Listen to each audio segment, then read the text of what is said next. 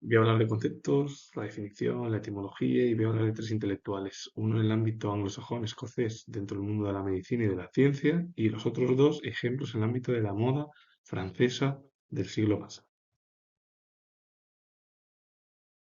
La neurosis de clase es el conflicto de la identidad personal cuando una persona cambia de nivel socioeconómico y siente culpa o rechazo entre su origen familiar y su presente. Es como sentirse culpable por haber crecido económicamente. Eso sería la neurosis de clase. La neurosis de renta o de compensación, trastorno donde los síntomas físicos o psicológicos de un paciente se mantienen o exageran de manera inconsciente para obtener un beneficio económico como una pensión, indemnización. La neurosis de renta ya es diferente de la neurosis de clase. La neurosis de clase es el miedo a tener más capacidad económica. La neurosis de renta de compensación es tener miedo a no poder obtener los ingresos a lo mejor necesarios tras una vida laboral completa, por ejemplo. Y el estrés financiero es la ansiedad intensa, miedo, vergüenza provocados por la falta de dinero o por una mala organización de las finanzas personales en la sociedad actual, dependiendo de que tener poco, no tener muy poco dinero o porque haya problemas en el ámbito social, porque los precios sean más, suban o los frutos sean más caros, por ejemplo, y no unas personas no puedan acceder a esa compra. Bueno, tras hablar de bueno, problemas económicos, neurosis, me voy a centrar ya en términos un pelín más conocidos como el bikini o el trikini, que son trajes de baño muy conocidos. El bikini es el traje de baño de mujer formado por dos partes separadas, sujetador y una braguita. Sí que puede hacer gracia, pero no hace gracia. La etimología viene del atolón Bikini, un grupo de islas en el Océano Pacífico, y en 1946 el ingeniero francés Louis Riach, en pesar de él, llamó así a un nuevo diseño porque causó un impacto explosivo, igual que las pruebas con bombas atómicas hechas poco antes en ese lugar. La gente creyó por error que bi era el número 2 y que kini significaba traje de baño, de ahí el falso corte y que luego vino del trikini del falso corte. Pero bueno, el bikini en sí, para saber la etimología, vino por las islas Antolón Bikini que provienen o se encuentran en el Pacífico y se llevó a cabo una explosión en esa zona y pues, el bikini fue una explosión de moda en el ámbito occidental, que por cierto en muchos países europeos estuvo prohibido, entre ellos en el nuestro, o incluso en Italia, por ejemplo. Y el triquini es el traje de baño que parece de dos piezas por detrás, pero que tiene una tela extra que une la parte de arriba y la de abajo por el centro del vientre. La etimología nació de cortar mal la palabra bikini, al pensar que bi era dos, se usó el prefijo tri de tres, que significado de tri es tres, y junto con el falso trozo kini para marcar que lleva tres elementos unidos, se documentó en nuestro país en la década de los años 60. Y son al final trajes de baño, que el triquini vino del falso corte de bikini, bikini se supone que vino de las islas Tolón Bikini, que se encuentran en el Pacífico y que se llevó a cabo una explosión en esas islas y que fue algo explosivo en la moda en Europa Occidental, que estuvo prohibido en España porque había un régimen dictatorial, por ejemplo. La neurofilosofía es el estudio interdisciplinario que analiza los problemas tradicionales de la mente, como la conciencia, el libre albedrío, el yo, a luz de los descubrimientos científicos sobre el cerebro.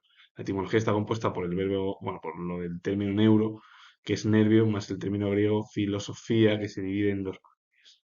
De, que es filo, es amor, y sofía es sabiduría. Entonces, filosofía, que significa el término conjunto, el amor por la sabiduría unido al ámbito de los problemas de la mente, el estudio de la mente con el prefijo neuro. La neuropediatría es la rama médica que se especializa en la prevención, el diagnóstico y el tratamiento de las enfermedades del sistema nervioso central y periférico durante la etapa infantil y juvenil. Compuesto, al igual que el término anterior que lo he explicado, por neuro, que es nervio, más el término griego pais o paidos, que significa niño, y por último y atreia, que es curación o medicina, y de qué se encarga la neuropediatría, de diagnosticar, prevenir, realizar un tratamiento de cualquier tipo de enfermedades en el ámbito del sistema nervioso. ¿Y cuándo se produce la neuropediatría? Pues en las etapas del comienzo, infantil y juvenil. La neuropsicología es la disciplina clínica y científica que estudia las relaciones explícitas entre las estructuras del cerebro y las funciones cognitivas, emocionales y de la conducta humana.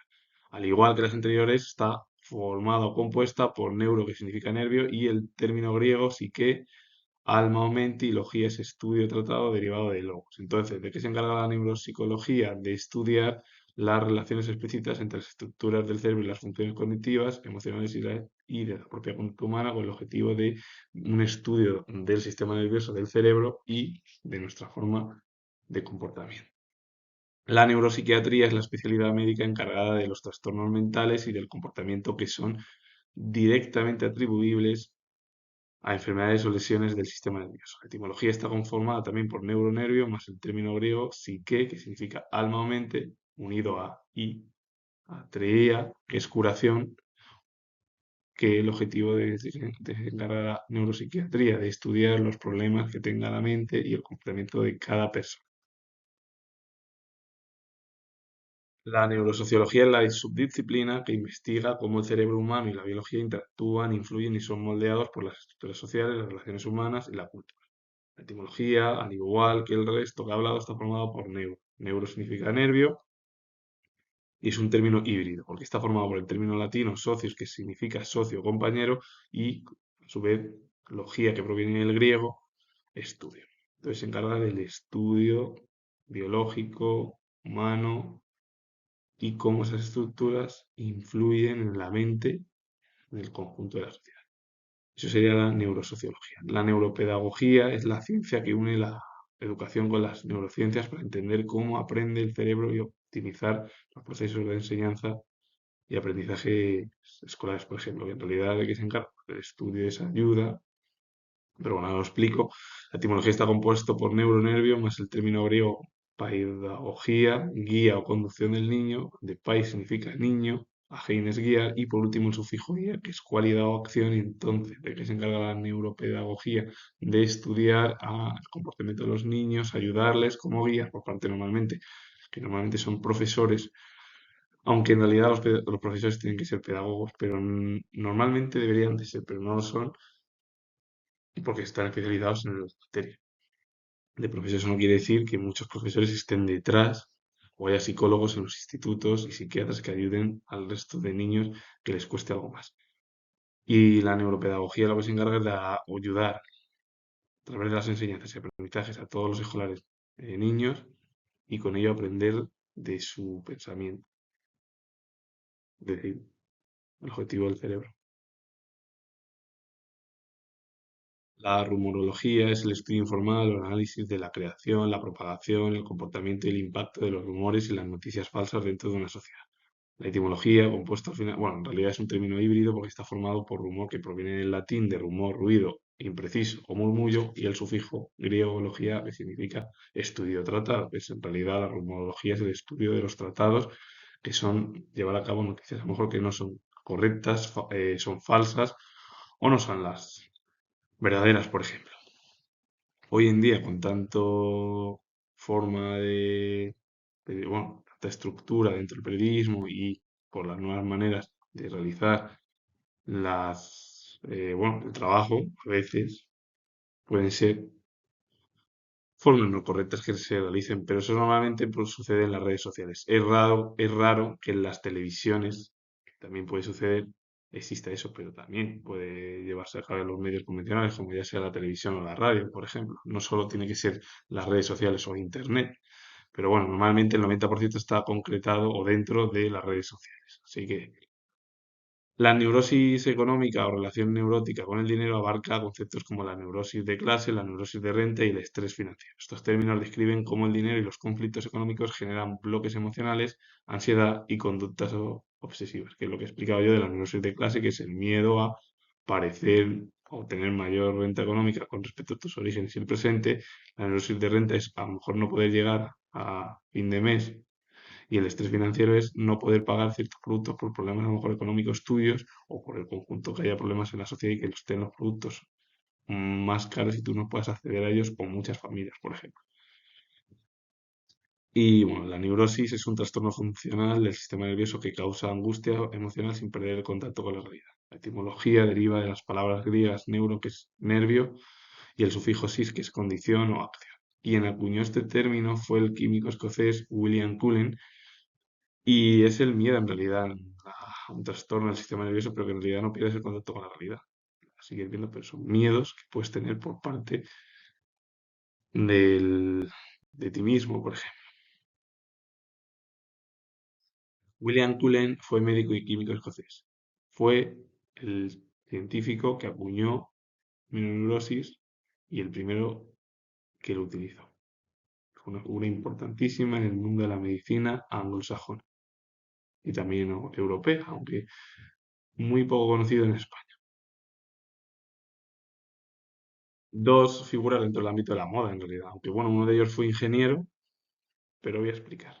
Jacques Heim fue diseñador de moda francés, así como de vestuario para teatro, y dirigió desde 1930 hasta su muerte, es decir, casi 40 años, la casa de moda Jacques Heim y fue presidente de la Cámara Sindical de la Costura Parisina entre 1958 y 1962. Louis Rea fue ingeniero francés de automóviles, estuvo trabajando en un puesto con su madre del ámbito de la ropa y finalmente, con el objetivo de rivalizar con Jacques Heim, inventó el bikini hace 80 años, que fue en 1940.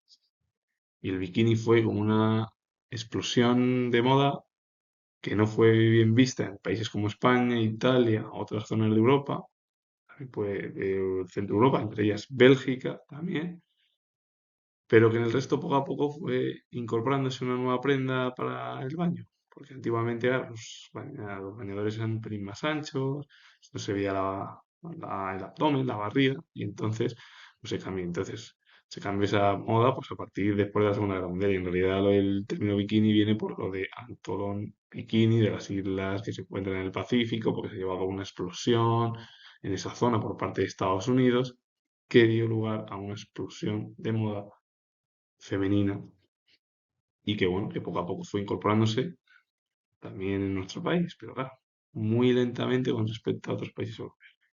Finalizo. Comento que soy historiador y si os gusta este vídeo, darle a like, suscribiros, comentar, repito, no que soy historiador y nos vemos ya en el próximo.